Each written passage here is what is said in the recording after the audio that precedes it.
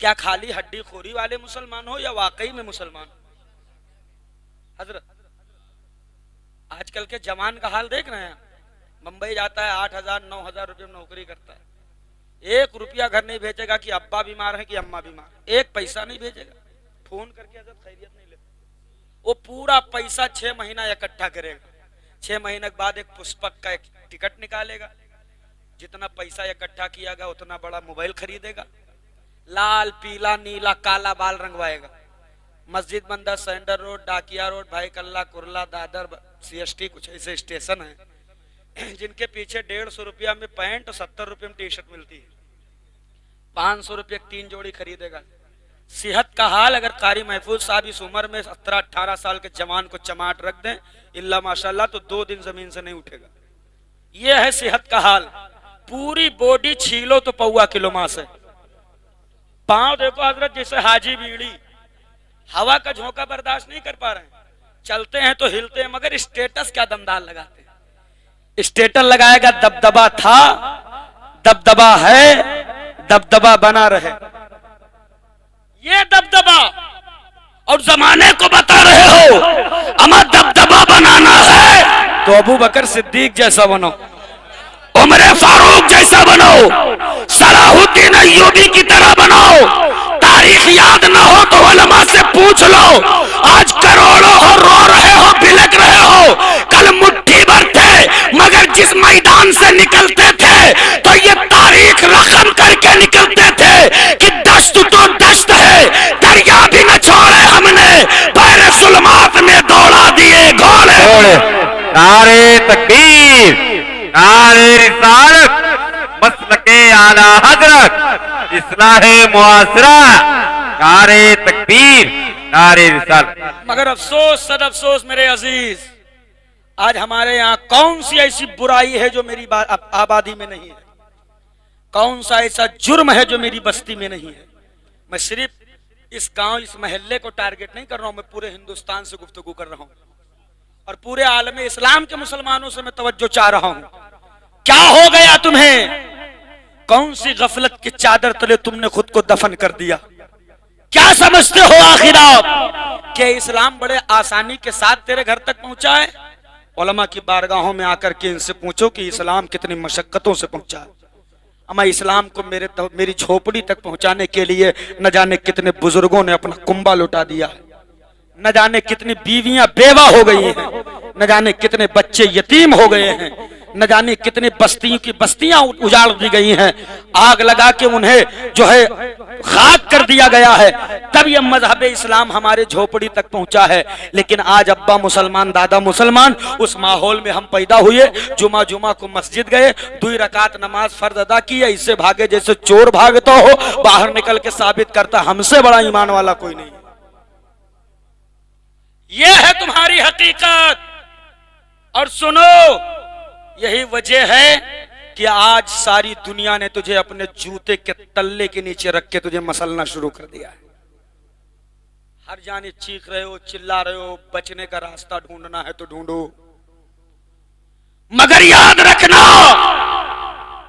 तब तक तुम बचने का रास्ता नहीं पा सकते जब तक मेरी कौम के हाथों में जहेज के नाम पर कटोरा रहेगा। तब तक के तुम नहीं पा सकते जब तक के 250 और 300 बारात की नौटंकी दिखाई जाएगी। तब तक तुम नहीं बच सकते जब तक के तुम्हारे यहां माशरे में 15 तरीके का स्टार्टर और 2 कुंटल बकरे के गोश्त की हुर्म नुमाइश करवाई जाएगी। याद रखना मेरे कौम के जवानों, आज तुमने अपने आप को आलिमों से दूर करके, तुमने अपने आप को मदरसों से दूर करके खुद तो तबाह थे ही, अपने आने वाली नस्लों को 7 जमीनों में दफन कर दिया है। आज उलमा से दूरी का नुकसान, मदरसों से दूरी का खामियाजा जो मेरी कौम को भुगतना पड़ रहा है, तुम्हें नहीं पता लेकिन ये मेरे उलमा को पता है।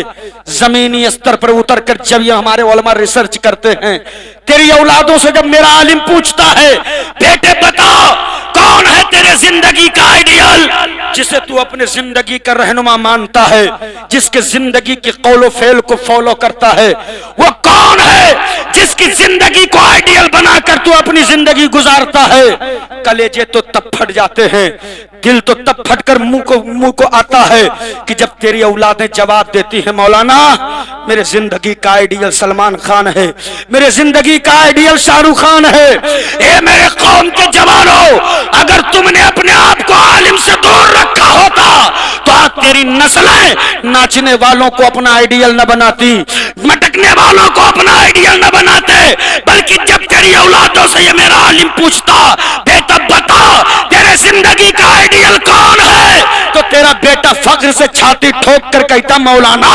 मेरे जिंदगी का आइडियल सलमान है सलमान। मगर माफ कीजिएगा वो सलमान नहीं है जो नाचता है नचाता है, मेरा आइडियल तो वो सलमान है जो सलाखों के अंदर रह करके भी उम्मत को लब्बैक या रसूल अल्लाह का पैगाम दे रहा। सुभान अल्लाह, नारे तकबीर, नारे रिसालत, मसलके आला हजरत हजरत अल्लामा मौलाना आजम खान साहब किबला नूरी, नारे तकबीर, नारे रिसालत, सुभान अल्लाह सुभान अल्लाह। मगर अफसोस अफसोस सद अफसोस, सब कुछ है हमारे यहाँ, पहले तो सत्तू खा के हमारे बाप दादा चले गए, चावल नहीं मिलता था, चावल क्या होता है उसकी कीमत उनसे पूछो, आज तुम सेल्हा खा रहे हो।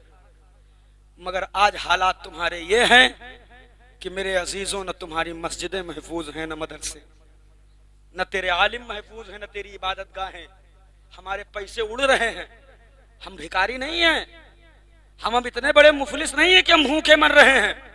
अभी बात आ जाए तो 200 बीघा पुदीना सबके सुखात है, लेकिन जब दीन की बात आ जाए, जैसे मस्जिद आदमी होटलों पे दोस्तों पे 2000 उड़ा देगा, रिश्तेदारों पे उड़ा देगा, शादियों में 15 लाख 20 लाख उड़ा देगा, लेकिन जब बात दीन की आए तो इनके ईमान को टटोलना हो तो जरा मस्जिद चले जाना जुमा के दिन, इनके आगे से मस्जिद का डब्बा एक बार घुमा देना, तो जेब में हाथ डाल के खूब हिला हिला के ढूंढते, चिल्लरवा यही कोने में तो पड़ा था किधर गया, कहीं नोट ना निकल आवे। मतलब 2 रुपया 5 रुपया का चिल्लर पूरे जेब में तलाश कर रहा है, करोड़पति है, अरबपति है, लखपति है, अपनी दौलतों का अपने सरमाया का पूरी दुनिया में डंका भी बजा रहा है। बात आ जाए तो अपनी दौलत की नुमाइश करने में पीछे नहीं हटता है, लेकिन जब बात मस्जिद के डब्बे की आई है तो 5 रुपया डाला है, पूरी मस्जिद वाले जान गए हैं कितने का सिक्का पड़ा होगा, इतनी जोर से सिक्के ने आवाज किया है। ये मेरे कौम के जवानों जरा बताओ तो सही, तुम कहते हो कि मौलाना हम करें तो क्या करें, हजरत उस कौम पर मातम करें तो क्या करें जिस कौम में 15 लाख रुपया बेटे की शादी में खर्चा, 15 लाख रुपया बेटे की शादी में खर्चा। और मजे की बात बताएं, जो उन्हें लौंडे ब्याह में शादी में है 15 लाख खर्चा किया है ना, वो लड़का जाहिल है। हाँ, ये मेरे उलमा से पूछो ना, निकाह नामा जैसे आगे बढ़ाएंगे भैया दूल्हा से, भैया लो साइन कह दो, तो धीरे से मुंह बढ़ा के कान में गाते हजरत टाप दुनिया नहीं लाया हो। 75% तुम्हारे बेटे अंगूठा लगा के अपनी शादी मुकम्मल करते हैं, और कितनी खुशी के साथ डीजे फीजे गीजे बीजे के साथ लेके गया। और मेरी कौम ये बहुत बड़ी दौलतमंद, डीजे वाला आ जाए, लो भैया विदाई करो हमारा हमका चले के, तुम्हारा कत्तब हो कहीं 10,000 10,000 शुभ शुभ बोलो 11,000 लो, तो हूँ का सोचे हो कि आज हातिम तई के खानदान में नाचा आए रहा, गोला वाला आएगा भैया तुम्हारा कत्ता बना कहीं 5,000, क्यों अरे शुभ शुभ बोलो 5100 लियो, शुभ शुभ बोलो 5100 बतावा करो, 5,000 का है, ले लेके जाओ तुम बहुत बढ़िया दागे हो। ये मोहल्ला के 3 भैंस सवेरे से अभी तक नहीं मिली, बहुत अच्छा दागे। ये हाल है मौलाना बारी जब वही निकाह पड़ा, भैया तुम्हारा कत्ता वो मौलाना साहब कहीं 1100 रुपया, 1100 लूट लो तुम्हारे गाँव में मौलवी मौलाना के तो पेट ही नहीं भरे। मौलवी को देने की बात आई तो बुलाओ खजांची साहब को, बुलाओ सदर साहब को, हमारे यहाँ तो 700 चलता है, यहाँ 1100 कैसे। अरे जिस कौम में गोला तमाशा के नाम पर हजारों, जिस कौम में डीजे फीजे नाचने वालियों पर हजारों लाखों की तादाद में पैसे उड़ाए जाए, बताओ वो कौम जूते से नहीं रौंदी जाएगी तो किससे रौंदी जाएगी? हक है, हक है।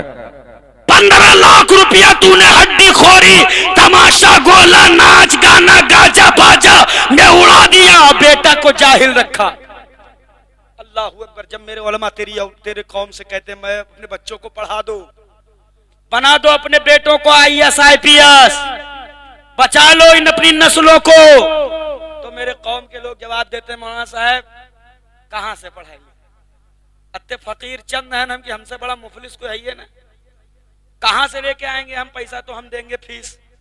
मतलब जब डॉक्टर इंजीनियर बैरिस्टर जज बनाने की बारी आई तो मुफलिस हो गए, गरीब हो गए, और जब हड्डी खोरी की बात आई तो जमीन गिरवी रख के वलीमा कर रहा है, जेवर गिरवी कर रख करके 25 गाड़ी ब्लैक कलर की स्कॉर्पियो बारात में लेके जा रहा है कि ये क्या करोगे, रंगदारी जमाने की ये हाल है, बताइए आप। यानी 25 गाड़ियों के नाम पर बेटे के मुस्तकबिल को दफन कर रहे हो, शर्म नहीं आती है?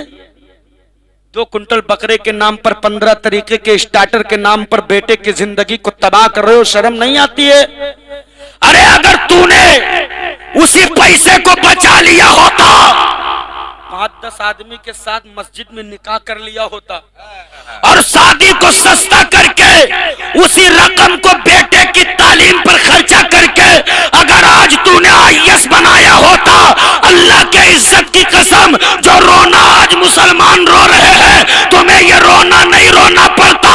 जब भी तेरी आबादी की मस्जिद पर किसी पागल अड़ियल की गंदी निगाह पड़ती, तब तेरे कौम का वो IAS बच्चा मैदान में निकल कर आता, इमाम के कंधे से कंधा मिलाकर कहता हजरात फिक्र करने की जरूरत नहीं है, अंदर जाए अकीदे का मुसल्ला बचा ले, कलम की जोर पर मस्जिद का मीनारा हम बचाएंगे। नारे तकबीर, नारे रिसालत, मसलके आला हजरत, नारे तकबीर, नारे रिसालत, सुभान अल्लाह। अफसोस हमारे घर की माँ बहन बेटियों को हम लेके जाते हैं, बीमार होती हैं, डॉक्टर लिख देता है अल्ट्रासाउंड, अल्ट्रासाउंड। कभी अगर किसी ने मेरी बहन का चेहरा देख लिया तो हमारा खून खौल जाता है। तब तुम्हारी गैरत कहां मर जाती है, जब अपनी बेटियों और अपनी माओं और अपनी बहनों को ले जाकर सिर्फ गैर महरम नहीं, गैर धर्म के डॉक्टरों के सामने पेट खुलवाकर उनका अल्ट्रासाउंड करवाते हो। कहां मर गई हमारी गैरत? हमने जलसे खूब किए, हमने शादियां खूब महंगी महंगी कर ली, हमने रात के बारात ला करके वो लाइटिंग वो तमाशे दिखाए कि पूरी जिंदगी हम कर्जा दे करके भी अदा नहीं होते हैं। ये हाल मुसलमान अपना बना रहा है, लेकिन एक भी माशरे की कोई बेटी डॉक्टर नहीं है जो हम कहीं ऐसा हो कि मेरे कौम की बेटी कहीं डॉक्टर हो। जब डॉक्टर लिखे कि तुझे अपनी माँ का अल्ट्रासाउंड करवाना है तो हमें शर्मिंदगी न महसूस हो। जो पेट खोले वो माँ हो और जिसका पेट खोला जाए वो माँ हो, जो पेट खोलने वाली हो उसकी बेटी मुस्कुराती नजर आ रही। लेकिन अफसोस फिर पलटकर हमें ये भी देखना पड़ता है कि चलो डॉक्टर बना भी दे तो भेजें कहां, भेजें कहां? गैरों के यहां। मैं तो कहता हूं इज्जतें लुटाकर डिग्री हासिल करने से बेहतर है नस्लों को जाहिल रखो। गलत कह रहे हैं? मैं पैगाम इसलिए दे रहा हूं डॉक्टर बनाओ कि शादी सस्ता कर दो, सस्ता, और पैसों का इकट्ठा करके अपने अपने इलाके में नहीं तो कम से कम जिला लेवल पर एक ऐसा कॉलेज अपना बनाओ जिसमें पर्दे का माकूल इंतजाम हो, जहां हमारी बेटियां मुस्तफा जाने रहमत की दीन की तालीम हासिल करें, वही असरी तालीम भी हासिल करें। जहां डॉक्टर बने, IAS बने, वही सैयदा खातून जन्नत की सीरत तैयबा भी पढ़ती नजर। सुभान अल्लाह, सुभान अल्लाह। अपने यहाँ ऐसे स्कूल की जरूरत है। जी जी। हम तो अब गैरों के यहाँ भेज रहे हैं, घर से नकाब पहनवा कर भेजते हैं, गेट ही पर नकाब उतरवा लिया जाता है। अब उसके अंदर सब गैर मुहर्रम और गैर मुस्लिम मर्द भरे पड़े हैं लड़के, वो हमारी बहनों की इज्जत नहीं रह जाती। तो गैरों के यहाँ भेजेंगे तब भी खैरियत नहीं, नहीं भेजेंगे तब भी खैरियत नहीं। खैरियत कब है? जब जबान की आग को कंट्रोल करेंगे, अपने नफ्स पर कंट्रोल करेंगे, दुनिया की रंगीनियों में न फंसकर नस्लों के मुस्तकबिल की फिक्र जिसको होगी वो अपने यहाँ कॉलेज का भी इंतजाम करेगा और अपने मदरसों को भी मजबूत करता नजर आएगा। मैं पलटता नहीं बेजान किताबों के वरक़, मैं वो पढ़ता हूं जो चेहरों पे लिखा होता है। अंदाज़े बयां मेरा बहुत शौक नहीं है, हो सकता है उतर जाए तेरे दिल में मेरी बात।